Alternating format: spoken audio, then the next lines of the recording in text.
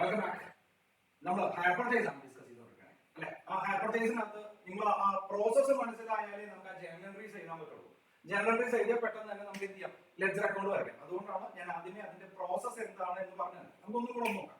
Okay, ആദ്യമേ എന്താണ്, that means cash prize എന്താണെന്നും ഹയർ പർച്ചേസ് പ്രൈസ് എന്താണെന്നും ഇൻസ്റ്റാൾമെന്റ് എന്താണെന്നും ഇൻട്രസ്റ്റ് എന്താണെന്നും മനസ്സിലാവും. അതല്ലേ നമ്മൾ ആദ്യം പറഞ്ഞത്.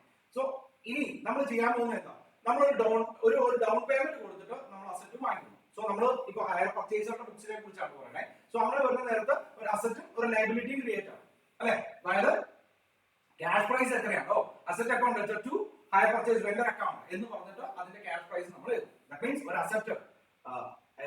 അസറ്റ് എൻറ്റർ ചെയ്തു, അതേപോലെ തന്നെ ഹയർ പർച്ചേസ് വെണ്ടർ എന്ന് പറയുന്ന ഒരു ലയബിലിറ്റി കൂടെ നമ്മൾ എൻറ്റർ ചെയ്തു. എന്നിട്ട് സെക്കൻഡ് വൺ, രണ്ടാമത് നമ്മൾ എന്ത് കൊടുക്കണേ, നമ്മൾ ക്യാഷ് കൊടുക്കണേ. ക്യാഷ് മീൻസ് ഡൗൺ പേയ്മെന്റ് ആണ് കൊടുക്കണേ. ഡൗൺ പേയ്മെന്റ് കൊടുക്കുമ്പോൾ അതേപോലെ തന്നെ ചാനൽ വരും. Hire purchase vendor account letter to bank എന്ന് പറഞ്ഞ് ഡൗൺ പേയ്മെന്റ് കൊടുക്കുന്നതാണ് കണക്കാക്കുക. ഇത് രണ്ടുമാണ് നമ്മൾ ഇനിഷ്യലി, അതായത് എപ്പോഴാണ് ഇത് പർച്ചേസ് ചെയ്യുന്നത് ആ സമയത്ത് ചെയ്യുന്നത്. ഇനി നമ്മൾ ചെയ്യുന്ന പ്രോസസ് എന്താ, ദാറ്റ് മീൻസ് ഇൻസ്റ്റാൾമെന്റ് കൊടുക്കുന്നതിന് മുമ്പ് എന്തിനെ ഡ്യൂ ആക്കണം, ഇൻട്രസ്റ്റിനെ ഡ്യൂ ആക്കണം അല്ലെ.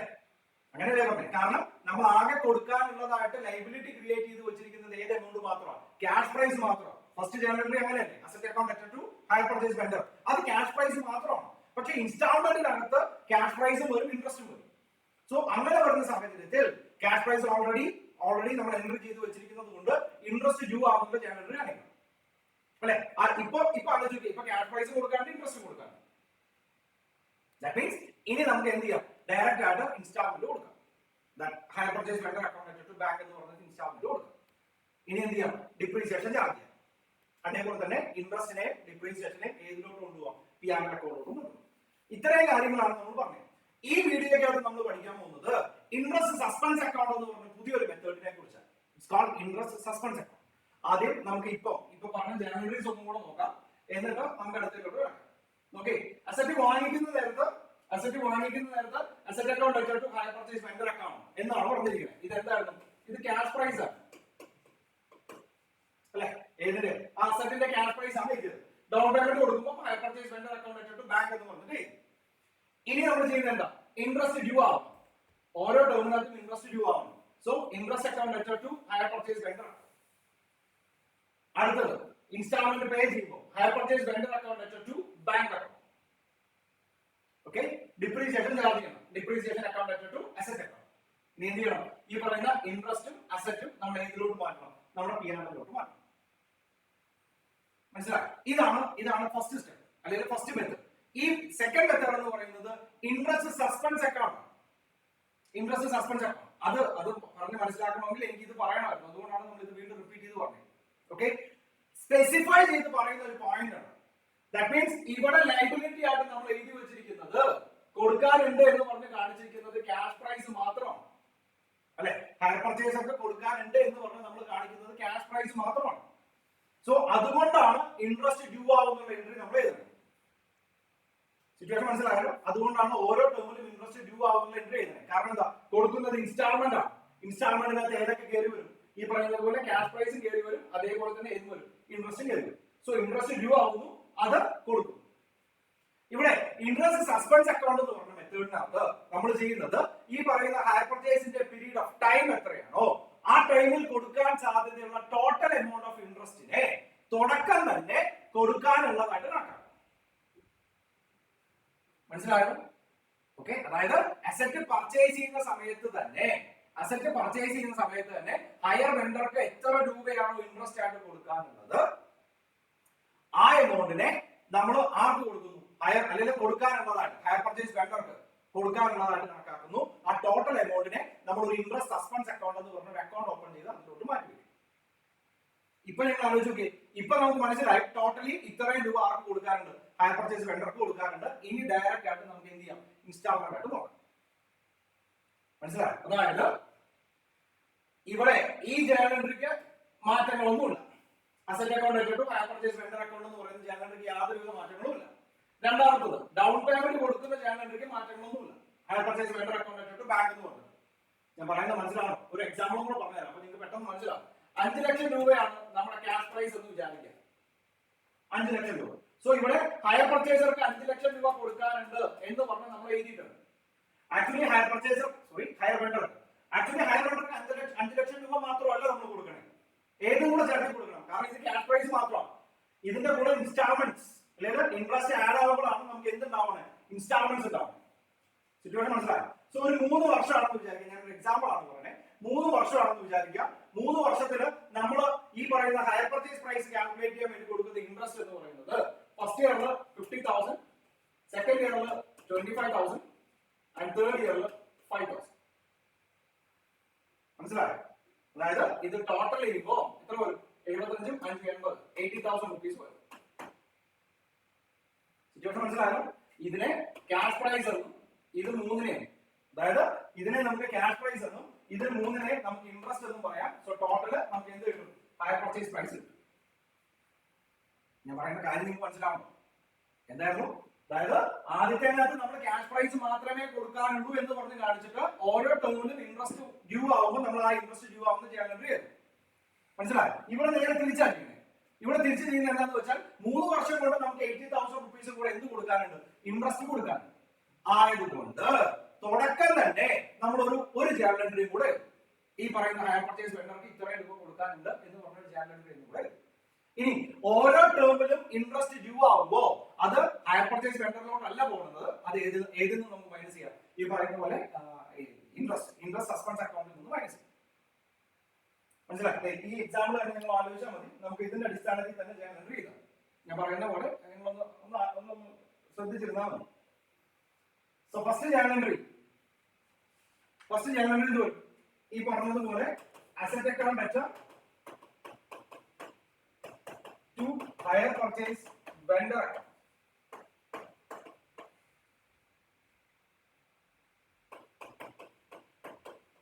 എത്ര?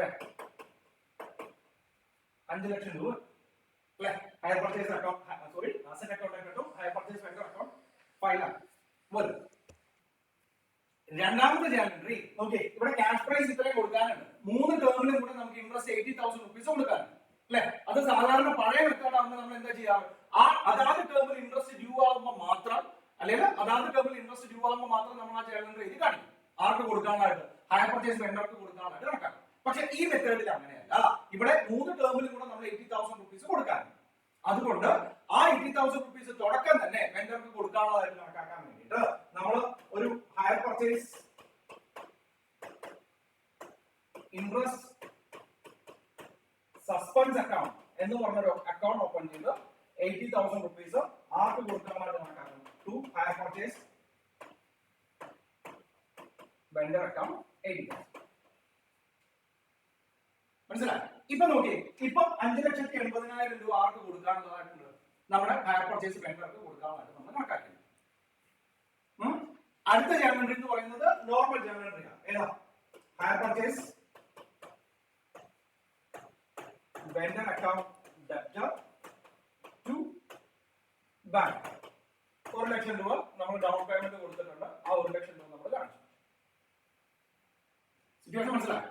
ഈ ചെയ്ത കാര്യം മനസ്സിലായല്ലോ? അതായത് തുടക്കം തന്നെ ടോട്ടൽ ഇൻട്രസ്റ്റ് എത്രയാണോ കൊടുക്കാനുള്ളത്, ടോട്ടൽ ഇൻട്രസ്റ്റ് ആ ഹയർ പർച്ചേസ് പീരീഡിന്റെ ടോട്ടൽ ഇൻട്രസ്റ്റ് എത്രയാണോ കൊടുക്കാനുള്ളത് അതിനെ ഫുൾ ആയിട്ട് നമ്മൾ ഏതിലോട്ട് മാറ്റി? ഹയർ പർച്ചേസ് സസ്പെൻസ് അക്കൗണ്ടിലോട്ട് മാറ്റി.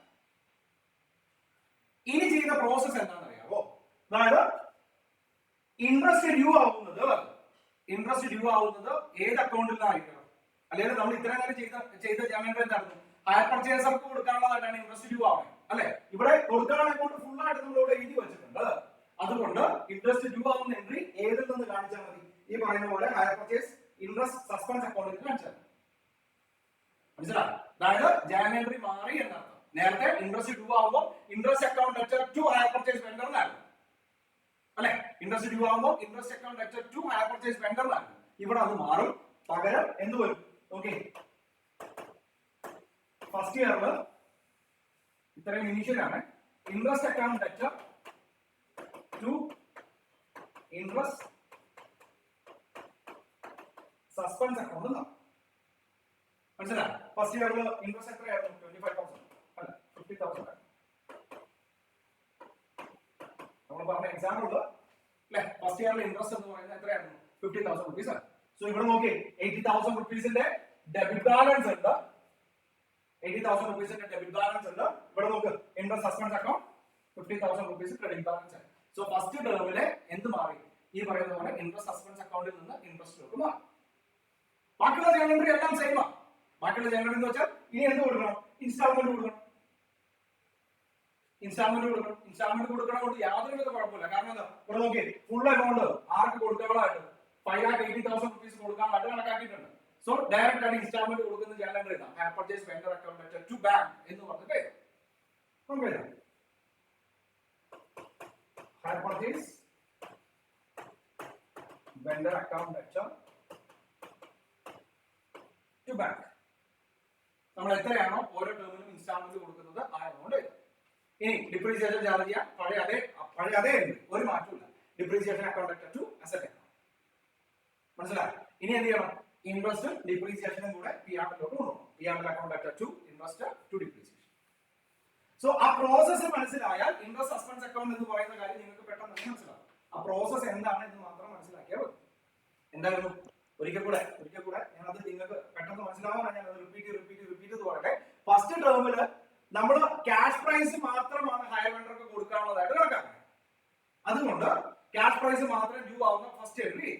എന്നിട്ട് ഓരോ ടേമിലും ഇൻട്രസ്റ്റ് എത്രയാണോ വരുന്നത് അപ്പോ ഹയർ പർച്ചേസർക്ക് കൊടുക്കാനായിട്ട് കണക്കാക്കും. That means interest account to hire purchase vendor account എന്ന് പറഞ്ഞത് നമ്മൾ കണക്കാക്കും. പക്ഷെ ഈ പ്രോസസ്സിനകത്ത് നമ്മൾ അങ്ങനെയല്ല ചെയ്യണേ. നമ്മൾ ചെയ്യുന്നത് ടോട്ടൽ കൊടുക്കാനുള്ള ഇൻട്രസ്റ്റ് എത്രയാണെന്ന് ഫസ്റ്റ് ആയിട്ട് കാൽക്കുലേറ്റ് ചെയ്ത് വയ്ക്കുന്നു. എന്നിട്ട് അസറ്റിന്റെ ക്യാഷ് പ്രൈസിന്റെ ജേണൽ എഴുതുന്ന പോലെ തന്നെ asset account to hire vendor account എന്ന് പറഞ്ഞ് എഴുതുന്നത് പോലെ തന്നെ എത്ര ആ ഇൻട്രസ്റ്റ് കൂടെ കൊടുക്കാനായിട്ട് കണക്കാക്കാൻ വേണ്ടിയിട്ട് hire purchase interest suspense account to hire purchase vendor account എന്ന് പറഞ്ഞ ആ ടോട്ടൽ ഇൻട്രസ്റ്റിനെ കൂടെ നമ്മൾ കണക്കാക്കും. ഇനി നമ്മൾ എന്ത് ചെയ്യണം? ഓരോ ടേമിലും ഇൻട്രസ്റ്റ് ഡ്യൂ ആവുമ്പോൾ വീണ്ടും ഹയർ പർച്ചേസ് വെണ്ടർക്ക് കൊടുക്കാനായിട്ട് കണക്കാക്കണ്ട. കാരണം ആ ജേണലിൽ നമ്മൾ എഴുതിയിട്ടുണ്ട്. സോ അത് ഏതിൽ നിന്ന് മൈനസ് ചെയ്താൽ മതി? ഈ പറയുന്ന പോലെ ഹയർ പർച്ചേസ് ഇൻട്രസ്റ്റ് സസ്പെൻസ് അക്കൗണ്ടിൽ നിന്ന് മൈനസ് ചെയ്താൽ മതി. That means due ആവുമ്പോൾ interest account to hire purchase interest suspense account hire purchase interest suspense account എന്ന് മനസ്സിലായി? ബാക്കിയുള്ള അക്കൗണ്ടുകളിലൊന്നും യാതൊരുവിധ മാറ്റവും ഇല്ല. ഓക്കെ, ഈ മെത്തേഡ് മനസ്സിലാക്കും. നമുക്ക് ഒരു പ്രോബ്ലം ഈ പറയുന്ന ഒരു മെത്തേഡും കൂടെ നമുക്ക് ഡിസ്കസ് ചെയ്യാറുണ്ട്. അത് കഴിഞ്ഞിട്ട് ഒരു പ്രോബ്ലം ഈ പറയുന്ന 3 മെത്തേഡിൽ നിങ്ങൾ ഒന്ന് ചെയ്ത് നോക്കിയാൽ മതി. എന്നിട്ട് നമുക്ക് ഒന്ന് ഡിസ്കസ് ചെയ്യാം.